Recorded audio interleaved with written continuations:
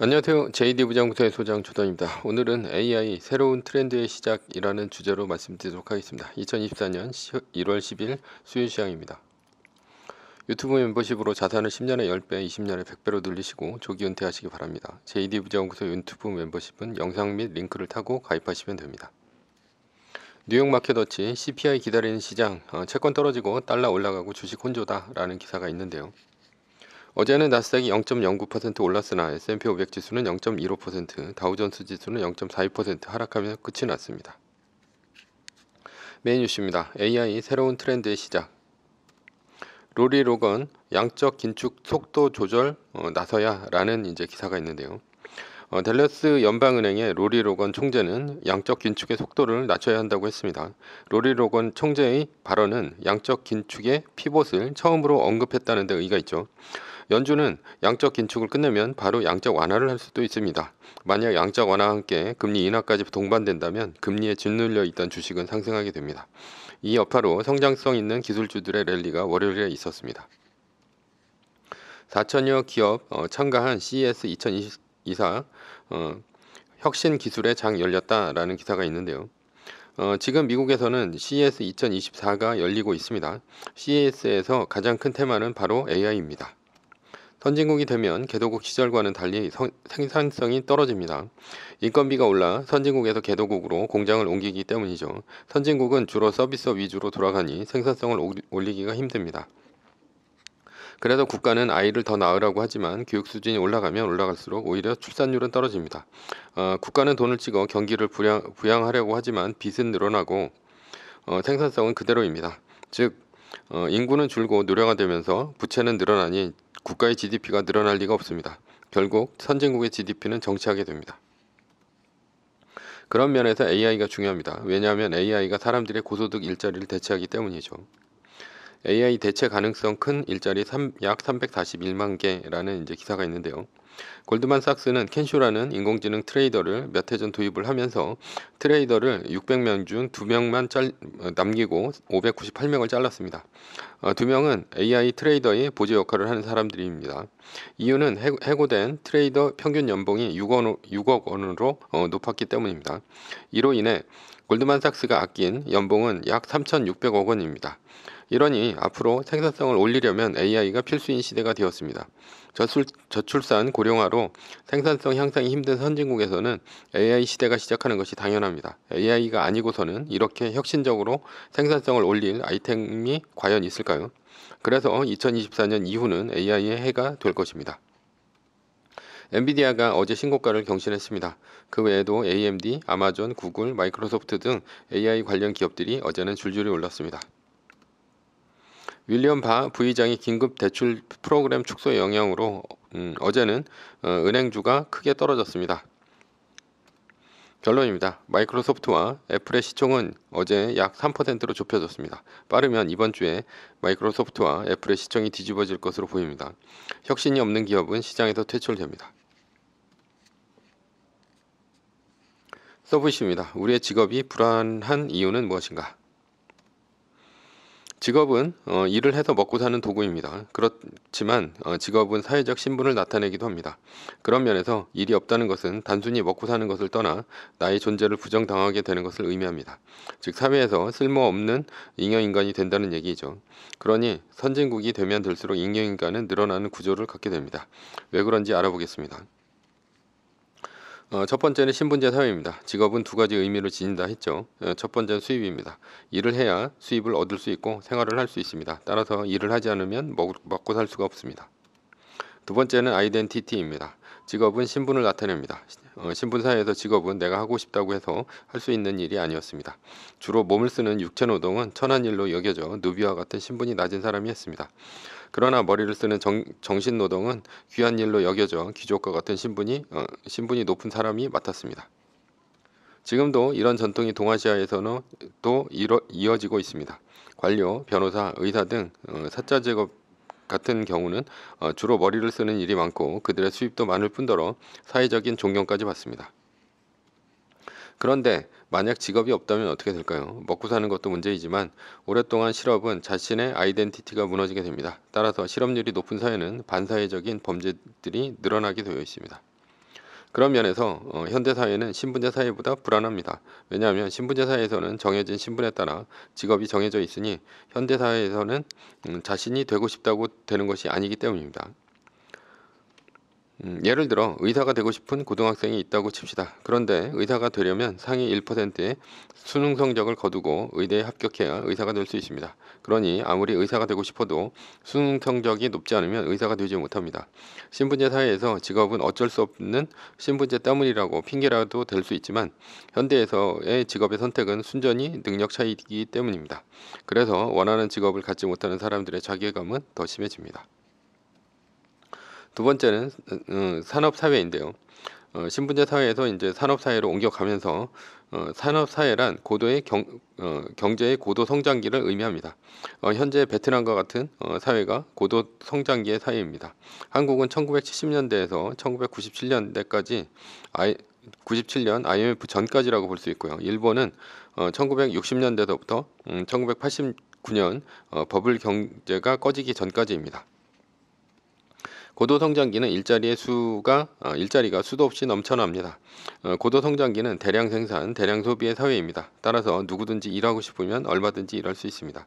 대학교를 졸업해도 99%는 취직이 되던 시기입니다. 왜냐하면 일할 사람 자체가 모자르기 때문이죠. 그 때문에 많은 기업은 생산을 효율적으로 진행하기 위해 노동자를 자사의 생산 시스템에 맞게 교육하고 장기간 고용하는 것이 일반적이었습니다. 기업이 고용에 불안을 주면 노동자는 돈을 더 많이 주는 다른 곳으로 쉽게 이직합니다. 그래서 이때는 고용에 대한 불안보다는 누구나 중산층이 될 수 있다는 생각이 들게 됩니다. 이것은 한국뿐 아니라 일본이나 선진국에서도 고도성장기에 흔하게 일어나던 현상이었습니다. 산업사회를 지나면 탈산업사회가 시작이 됩니다. 산업사회를 거치며 인건비가 올라가면 양질의 일자리는 사라집니다. 양질의 일자리란 제조업 일자리를 말합니다. 종신고용과 높은 임금을 보장하는 일자리를 말합니다. 예를 들어 지금 현대자동차 생산직 평균 임금은 1억 원에 가깝습니다. 그러나 현대자동차의 평균 임금이 올라가는 1996년 인도 첸나이 공장을 짓기 시작해 새로 짓는 공장은 해외에서만 짓고 있습니다. 최근에 전기자동차 공장을 울산에 지어 화제가 된 적이 있는데요. 거의 30년 만입니다. 고도성장기를 지나가면 높은 임금 때문에 양질의 일자리인 제조업 일자리는 사라지고 그 자리를 서비스업이 대신합니다.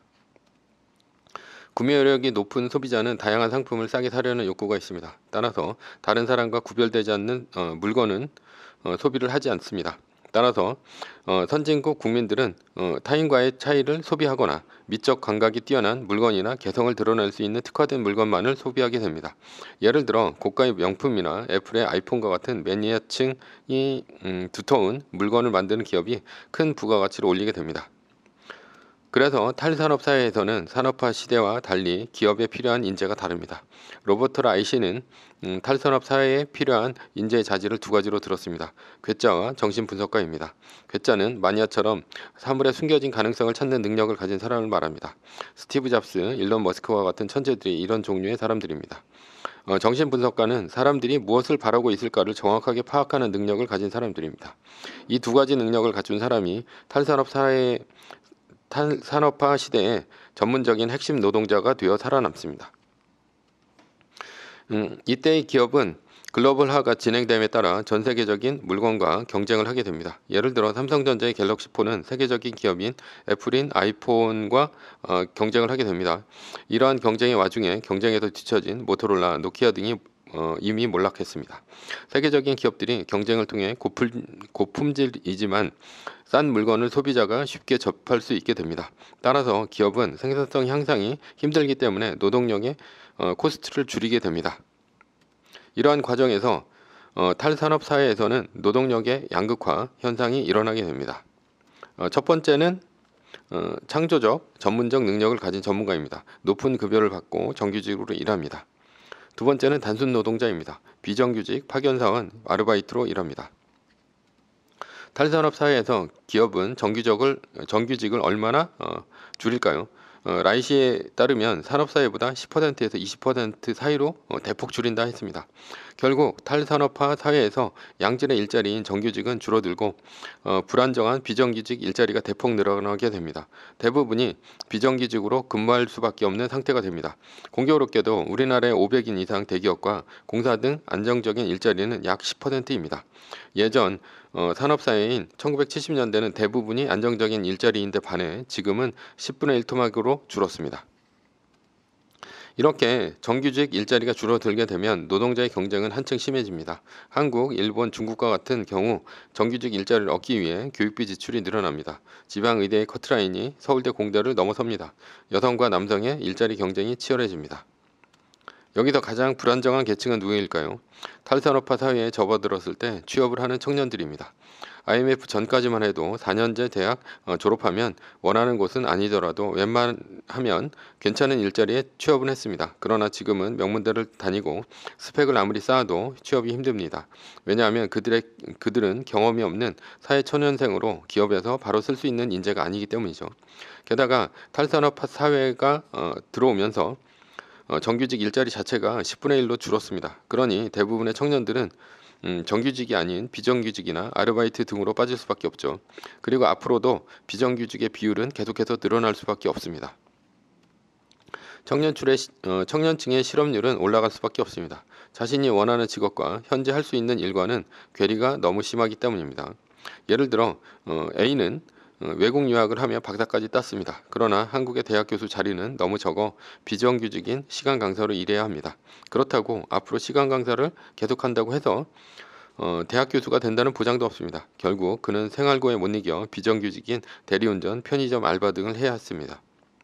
이와 달리 아예 취직 자체를 포기한 사람들도 있습니다. 이렇게 적응 못한 사람들은 사회의 불안 요소입니다. 앞으로 실업률이 올라가면 올라갈수록 묻지마 범죄 등이 늘어날 수도 있습니다. 한국은 아직 문제가 되지 않습니다. 산업화 세대의 부모가 청년들의 뒤를 봐주고 있기 때문입니다. 부모님 집에서 살면서 아르바이트를 뛰면 비혼으로 살면 됩니다. 그러나 서양은 다릅니다. 이렇게 청년 실업률이 높아지고 양극화가 심해지면서 범죄율이 높아지고 있습니다.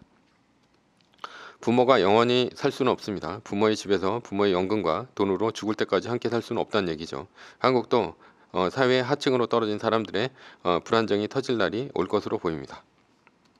결론입니다. 탈산업 사회에서 국민의 80에서 90%는 자신의 의지와는 관계없이 불안정한 직업을 갖는 시대를 살고 있습니다.